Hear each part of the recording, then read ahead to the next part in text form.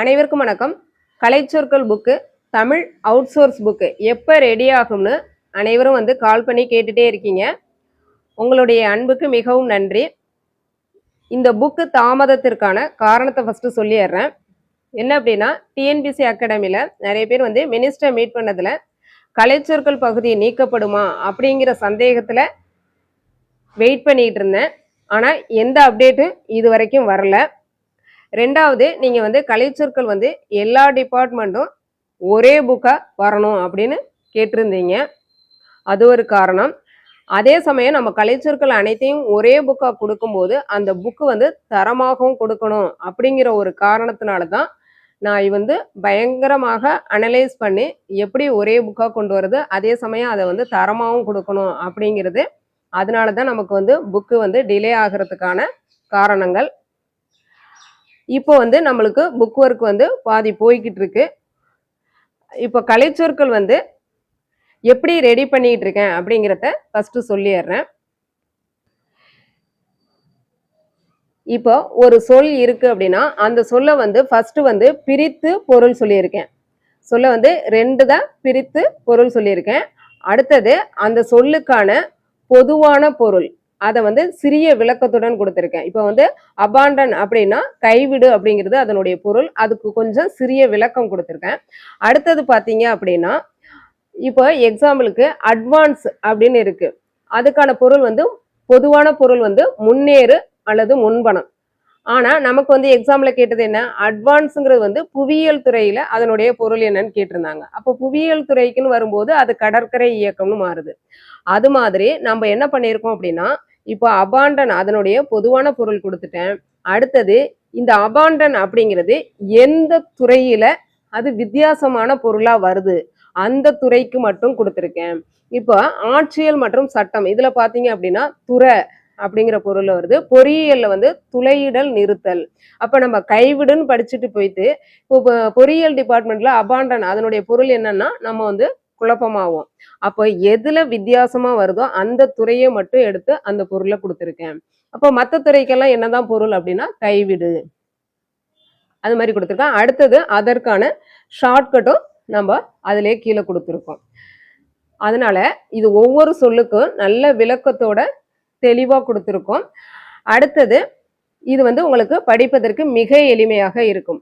நம்ம இப்போ அபாண்டன்ங்கிறது இங்கேயும் ஒரு பொருளை படிச்சிருப்பீங்க ஒரு டிபார்ட்மெண்ட்ல, இன்னொரு டிபார்ட்மெண்ட்லயும் கைவிடு. அப்படி படிக்கும்போது தான் நம்ம அது லட்சக்கணக்கான வேர்ட்ஸ் இருக்கு அப்படின்னு நம்ம சொல்றோம்.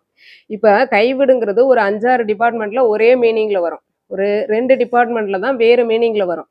அப்போ அந்த ஒவ்வொரு இடத்துலையுமே அதை ரிப்பீட்டா அந்த சொல்ல படிக்கிறதுக்கும் இந்த இடத்துல கொண்டாந்து ஃபில்டர் பண்ணி பொது மீனிங் இது எந்த டிபார்ட்மெண்ட்ல வித்தியாசமா வருதோ அந்த வித்தியாசமா உள்ள டிபார்ட்மெண்ட்டை மட்டும் கொடுக்கும்போது உங்களுக்கு புக்கினுடைய சைஸும் குறையும், உங்களுக்கு அந்த ஒர்க்லோடும் குறையும். அதனாலதான் இப்படி ரெடி பண்ணிட்டு இருக்கேன். அதனாலதான் லேட் ஆகுது.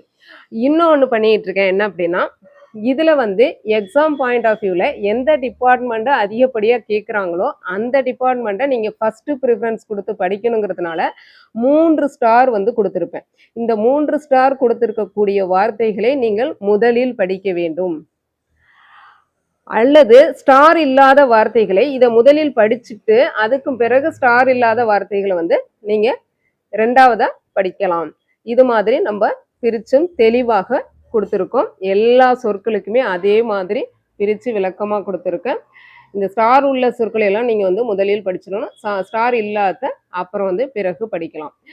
இது மாதிரி நம்ம தெளிவாக ரெடி பண்ணிக்கிட்டு இருக்கோம். இதே போல எளிய மொழிபெயர்ப்புகள் அதற்கும் இந்த புத்தகத்திலே தான் சேர்த்து பண்ண போகிறேன். என்ன அப்படின்னா, ஆவணங்கள் சார்ந்தது, கோப்புகள் சார்ந்தது இதெல்லாம் இதிலே வந்துடும். அப்போ இந்த ஒரு புத்தகத்தில் கலைச்சொற்கள் மற்றும் எளிய மொழிபெயர்ப்புகள் ரெண்டுமே டோட்டலாக 15 மார்க்குக்கான டோட்டலாக அனைத்து சொற்களுமே இதிலே இடம்பெற்றுவிடும் இந்த ஒரு புத்தகத்திலே. ஓகே, இப்போ எதுக்கு இந்த வீடியோ அப்படின்னா, இப்போ ஒரு சில மாணவர்கள் கலைச்சொற்களை தவிர்த்துட்டு படிக்கலாம் அப்படிங்கிற மாதிரி மனநிலையில இருக்கிற மாதிரி தெரிய வருது.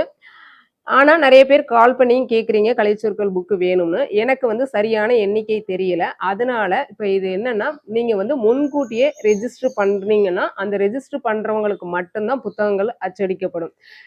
அது கடைசி தேதி பார்த்தீங்கன்னா 30ஆம் தேதி தான் கடைசி தேதி.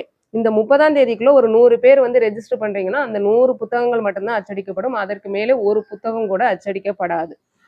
அதனால தான் இந்த டைம் இந்த ரெஜிஸ்ட்ரேஷன் வந்து ஒரு சிறிய தொகை செலுத்தி ரெஜிஸ்ட்ரேஷன் பண்ணுறது மாதிரி இருக்கும். தொடர்புக்கு நம்பர் கொடுக்குறேன். அந்த காண்டாக்டுக்கு ஒரு நம்பருக்கு கால் பண்ணி கேட்டுட்டு நீங்கள் ரெஜிஸ்ட்ரேஷன் பண்ணுங்கள். நீங்கள் வந்து புத்தகத்தினுடைய அமௌண்ட் என்னன்னே தெரியாமல் நாங்கள் எப்படி ரெஜிஸ்ட்ரேஷன் பண்ணுறதுன்னு நீங்கள் கேட்கலாம். இப்போ வந்து புக்கு வந்து பாதிக்கு மேலே ஓடிக்கிட்டு இருக்கு ஒர்க்கு. இதில் என்ன அமௌண்ட் அப்படின்னா புத்தகங்களுடைய பக்கங்களின் எண்ணிக்கை அதிகரிக்க வாய்ப்பு இருக்குது. ஆனால் கலைச்சொற்களின் எண்ணிக்கை கம்மியாகும். ஏன்னா நம்ம வந்து அந்த அளவுக்கு சுருக்கி கொண்டுட்டு வர்றோம். புத்தகங்களுடைய பக்கங்களின் எண்ணிக்கை ஏன் அதிகரிக்குது அப்படின்னா நம்ம வந்து ஒரு சொல்லுக்கே இவ்வளவு விளக்கங்கள் கொடுக்குறோம்.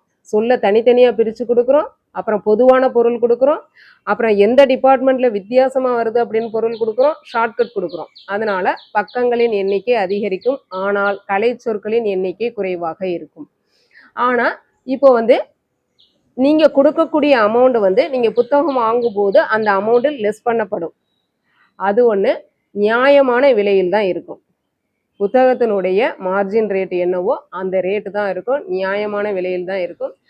அதிகமான விலையெல்லாம் நான் சொல்ல மாட்டேன். மருத்துவ கலைச்சொற்கள் வாங்கினவங்களுக்கு அந்த அனுபவம் தெரியும். மருத்துவ கலைச்சொற்கள் புக்கே உங்களுக்கு வந்து 326 பக்கங்கள் புக்கு, அதுவே வந்து நான் கம்மியான ரேட்டில் தான் நாங்கள் வந்து கொடுத்தோம். அதனால் உங்களுக்கு நியாயமான விலையில் தான் இருக்கும்.